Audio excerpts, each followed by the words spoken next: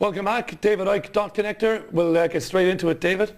We were talking just before the break there about the fact that, surprisingly to some, the public revolted against the idea of going to war with Syria. Yeah, and this is why the People's Voice is in existence, and it's why the alternative media in its existence is to fill that massive void that the mainstream media won't fill, which is actually the backstory of world events rather than the in-your-face, this is happening because the government says so. You see, there's something I've been talking about for years, repeaters. What society has become in terms of its official spokespeople in journalism, whether they're journalists, whether it's government officials or whatever, they're repeaters. What they do is they take the official version. This is how problem reaction solution works. They take the official version and they repeat it, and they call it journalism.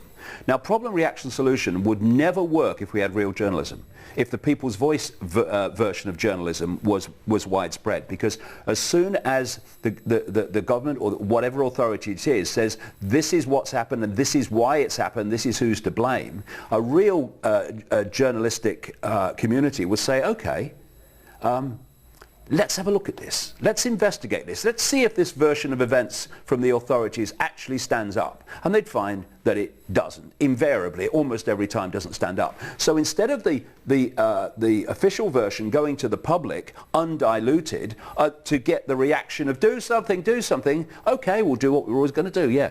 Instead of that, another version would go to the public through the journalists, real journalists, which is they're lying to you. This is not true. Look, here's the evidence, right? So this is another area of great importance. It's not only people in uniform that are bringing this society, this Hunger Games society, into existence by enforcing the laws that the few are deciding. It's also journalists. You know, I say to them, you know, people all over the world, journalists who allege to be journalists, you are, by your omission of the truth, by your lack of true journalism, you are making a fundamental contribution to the enslavement of yourself, your children, and your grandchildren. And you better start understanding that, because one day you're going to have to look your children in the eye and that when they ask you, what were you doing, Daddy and Mummy, when it was coming in? You were a journalist, weren't you? Oh, I was writing about a celebrity getting a divorce. All right, okay, all right. That's great. So this is vital. This is why the People's Voice exists. But there's another agenda here which explains a great deal, and this is a real stretch, Richie, for most people. It really is, although the documents exist to show that this is the case.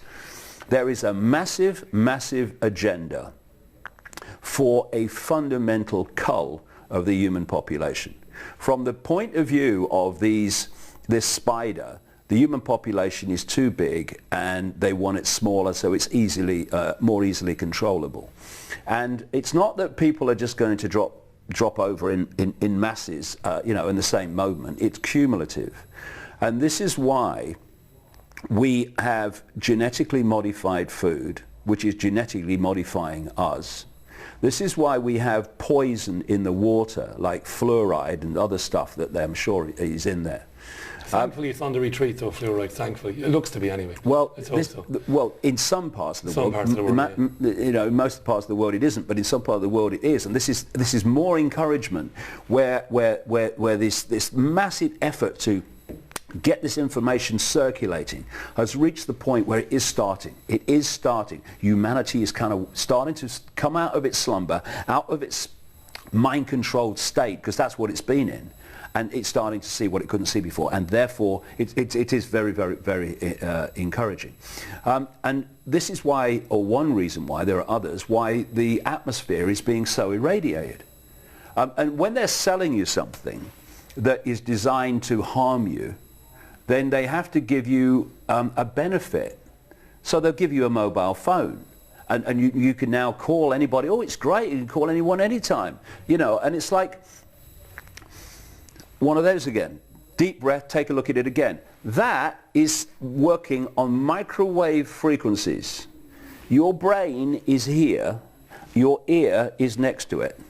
And you're going to put a microwave technology next to your ear for endless amounts of time a day. Now, how about we get a microwave oven and you hold it to your ear, right?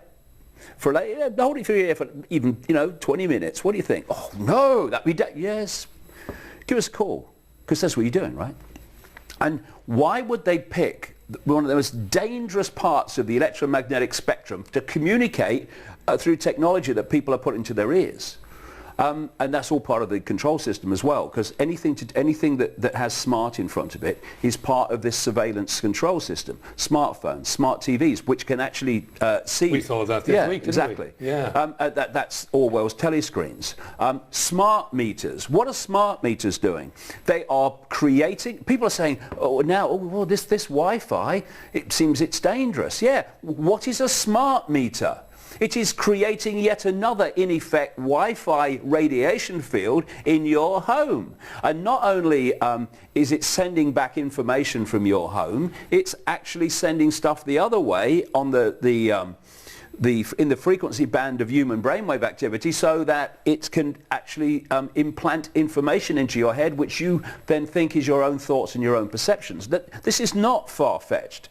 The thing is that when you see the world in that kind of span of possibility, because of all the stuff you've not been told, then some of these things I'm talking about out here can be fantastic. Oh, that's not possible. No, it's your perception of it not being possible. That's all it is. It actually is very possible. Not only that is happening.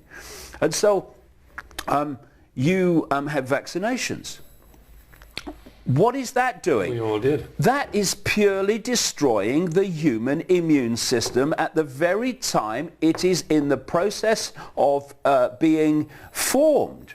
Okay, you're an immune system. You're just getting going. You've just been born. You just, oh God, here, let's get Some go. pretty sharp moves there, And suddenly, yeah, it is. And suddenly, boom! This tidal wave of toxin comes and smacks you. What is it now? 30-odd vaccinations before the age of 18 months, 2 we were years? supposed to get mumps, measles and rubella. You're supposed to get them, no? Well, aren't babies supposed to get these things and then get rid of them naturally? Well, that was the idea. That was kicking the immune system into development and strength. Yes, but the thing is that what vaccines are doing are destroying the immune system. The immune system will never be the same again when its very point of formation, it is hit by a tidal wave of toxins. And there's more and more excuses for it all the time.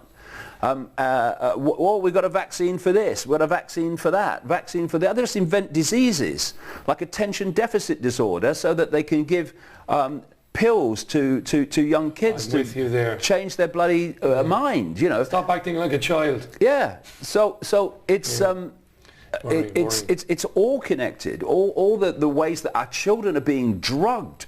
The education system is simply there to program children to be good slaves on the other end, and that is becoming more and more blatant. And the idea is for the education system, and my goodness are we seeing this now, the school to be the parent, the state to be the parent. More and more parental rights are being taken away, and more rules and powers are being given to schools, not only over children when they're at school, which is most of the time, these prisons they call schools, these places of captivity, but actually more and more it's impacting on the time they're not at school.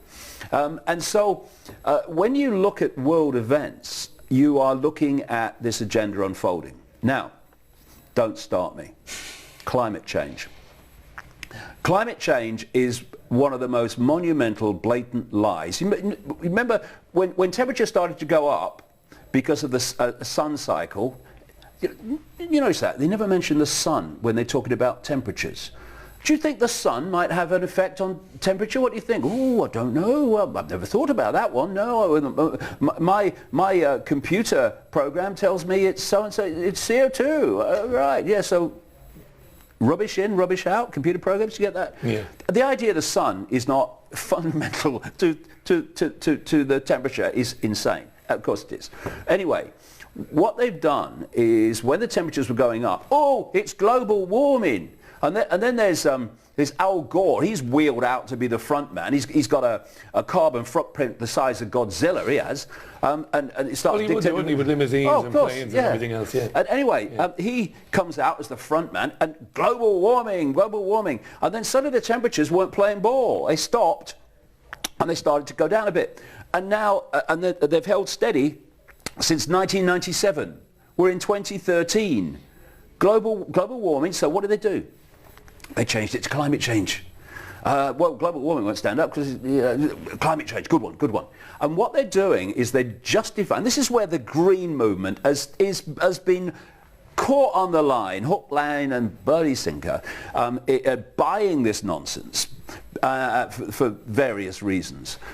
Because the idea is to use the lie of climate change and saving the planet to transform human society, to deindustrialize human society and to transform it. And if you see the maps, they're in my books, you can get them on the internet, of America under something called Agenda 21, which is a global thing. Most people never have heard of it. No, they won't. But you start looking, there, yeah. It's everywhere. You know, I live on a little island called the Isle of Wight, right? It's part of Agenda 21, as all these other communities are around the world. Agenda 21, it's basically the Orwellian state. One of the things about Agenda 21, which it calls for, is, first of all, it's part of this whole population cult. It's to move people off the land into very, very densely populated high-rise accommodation with incredibly small living space. They're already, Mayor Bloomberg announced 165,000 units in New York when he was mayor, which absolutely are straight out of Agenda 21, because they're so tiny, it's almost laughable. They do it in Japan, don't they? Yeah, but already. Yeah, but they're bringing it all around the world, this Agenda 21. And therefore, if you want to get people into densely populated regions of what they call basically human settlement zones in great Orwellian fashion, you've got to get them off the land.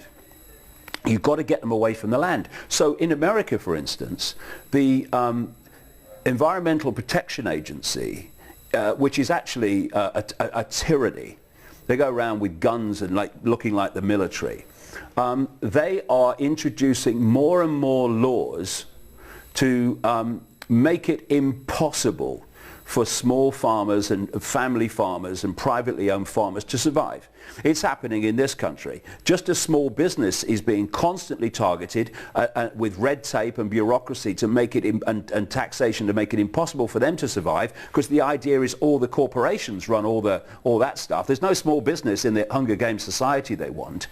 And so the family farms, which were the bedrock of America at one time, they're being forced off the land where? Into the cities, and the corporations are taking over the land. Also, fracking. What's fracking doing? It's making it impossible to live in many parts of the world, of the land, if you like, the countryside, the farming land and stuff like that, because you need water. And what they're doing is, through fracking, is that they are polluting the water supply with something like 600 chemicals which go into the water for the fracking process to happen. And it's never usable again because of all the chemicals, and then that chemically infested water gets into the drinking water supplies, and suddenly you can't live in that area anymore. They're forcing people off the land. There's so many ways that they're doing this around the world, which I go into in the books.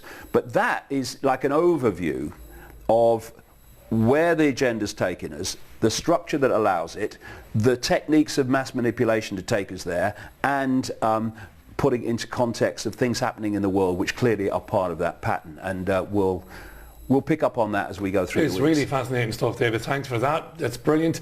That's it for now. We'll be back next week with more dot connecting with David Icke. Thanks for your company. See you then.